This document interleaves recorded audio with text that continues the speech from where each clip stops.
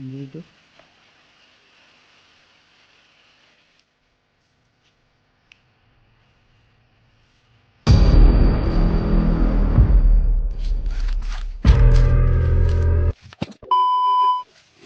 So yun, tuloy po tayo tol sa ating paglalakbay. So isang mapagpalang umaga,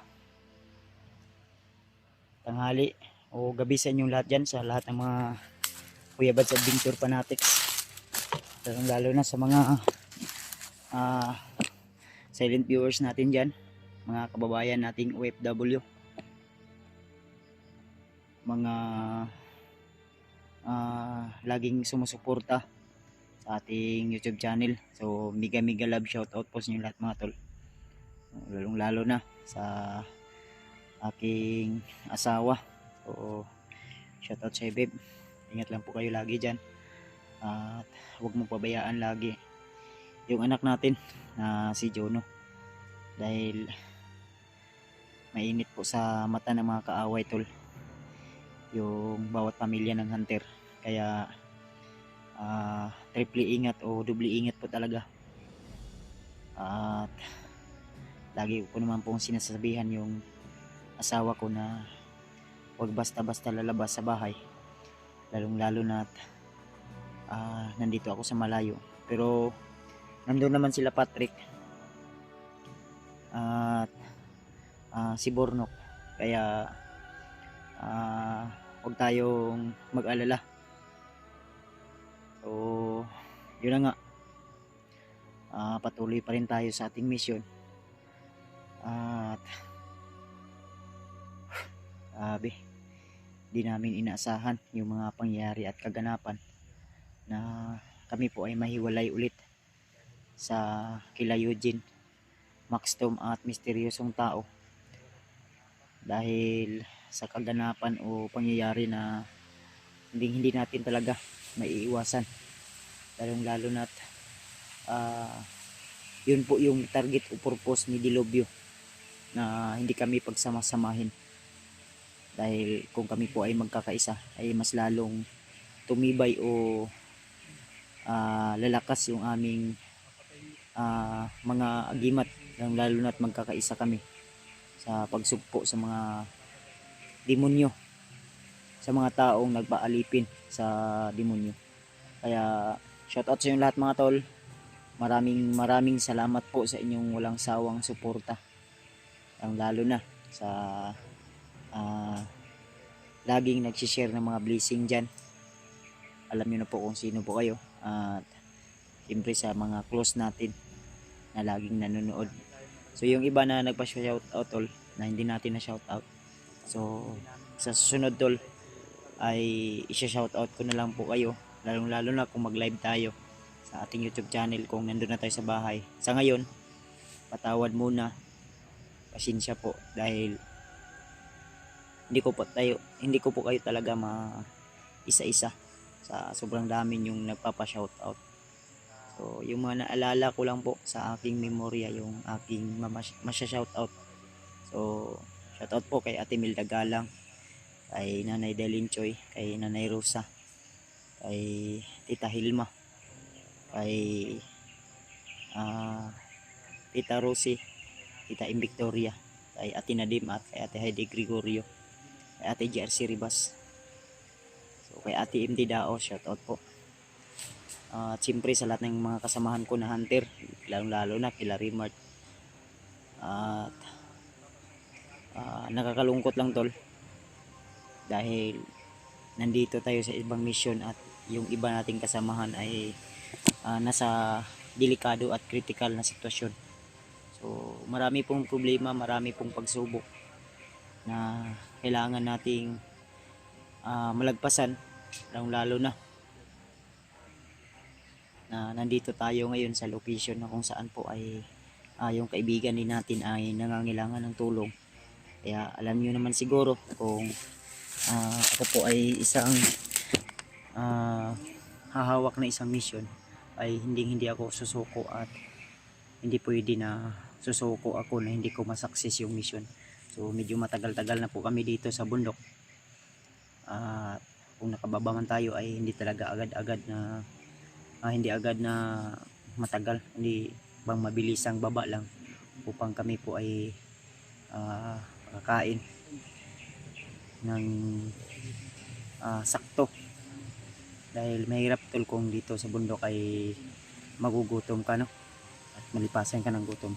May mga pagkataon talaga na hindi nasa oras yung aming pagkain, kaya dasal ko lang po tol sa lahat ng mga solid supporters natin dyan, mga silent viewers,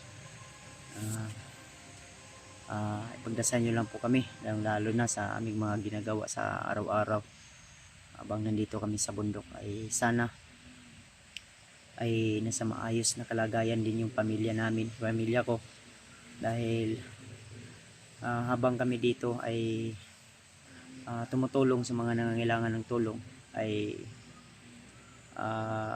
yung asawa at anak namin ay nasa peligro din o sa kalagayan na hindi talaga natin maiwasan na may mga bandidong grupo na lusob o pupunta sa bahay.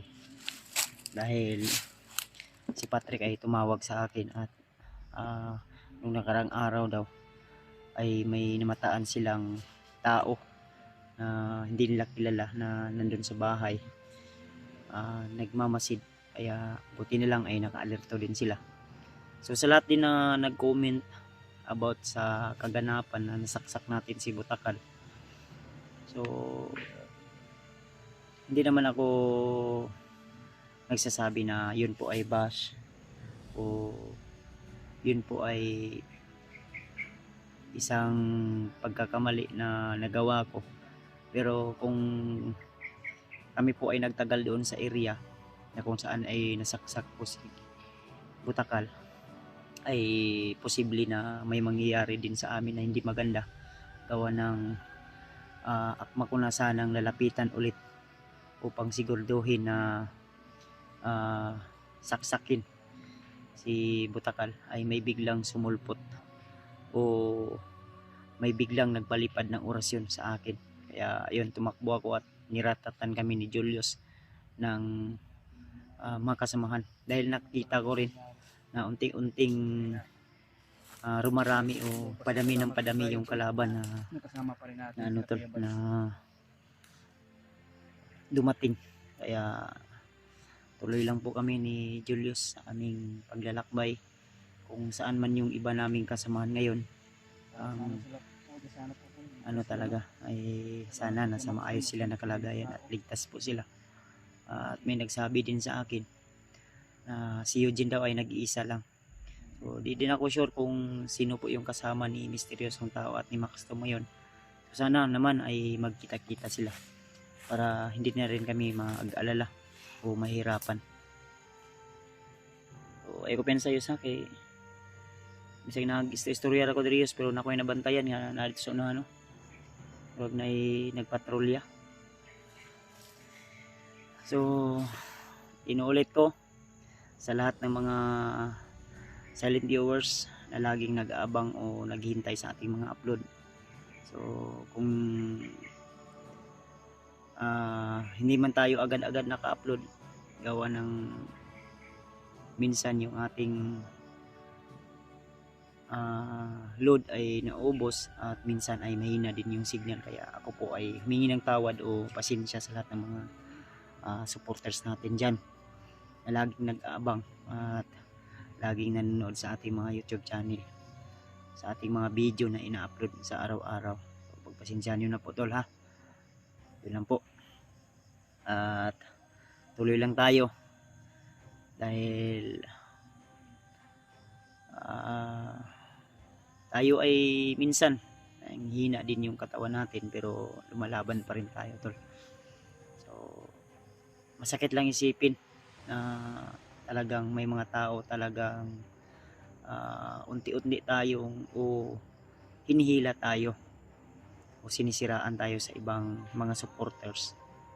Kaya napakahirap na yung mga dati nating kasama na nasa mga mata ng mga supporters na sila po ay tama o sila po ay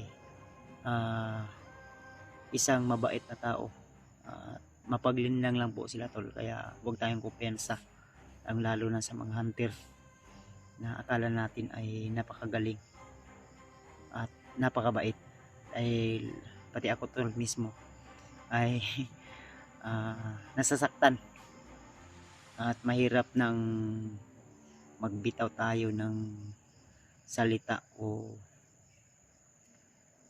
ilalantad natin o ibibigay natin yung pangalan, dahil isang malaking hidwaan na naman yung magaganap kung mangyayari man yun.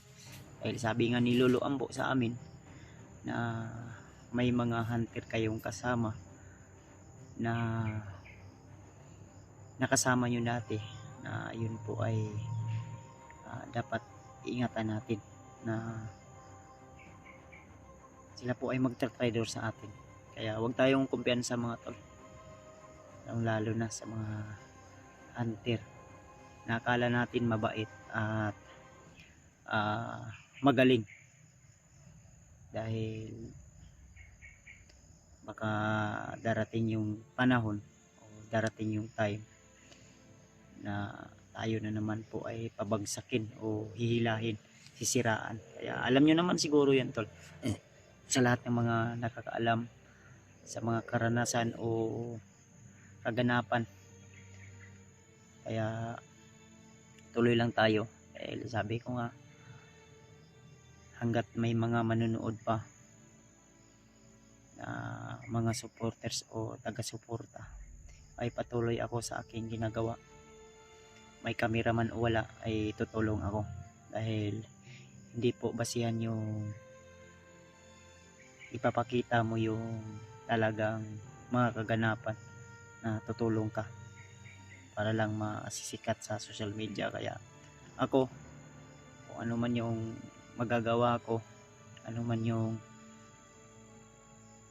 mga nasimulan ko noon, ay patuloy ako hanggang ngayon.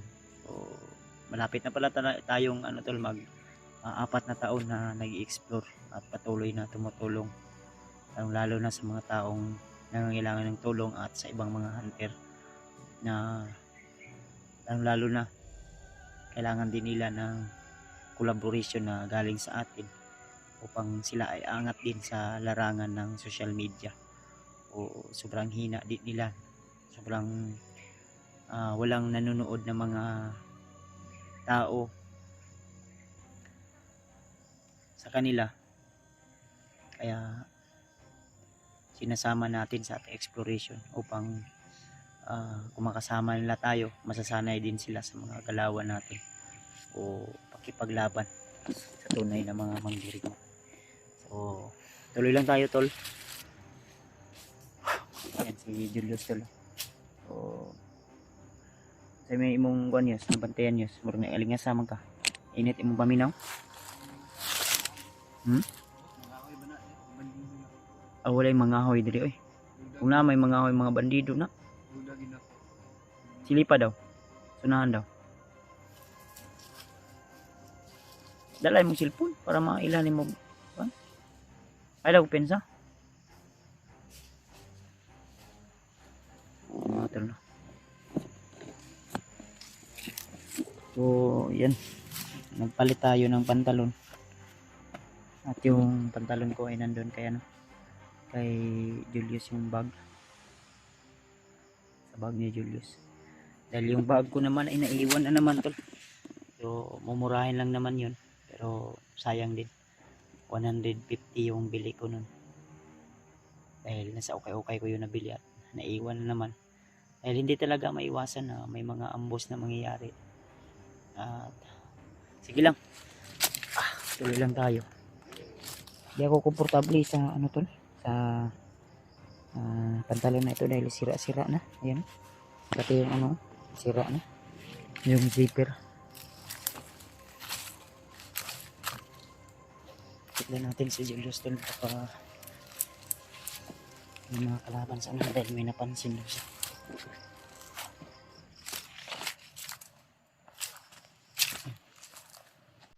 Ayos, ini kaban yus, nanyus.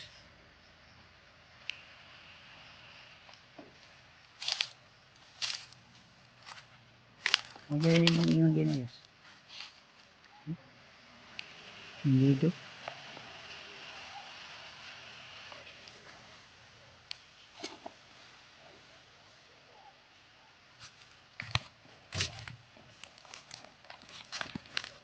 Pilkos. Pilkos. Ubus na, nasa ubus. Tensay mo armas.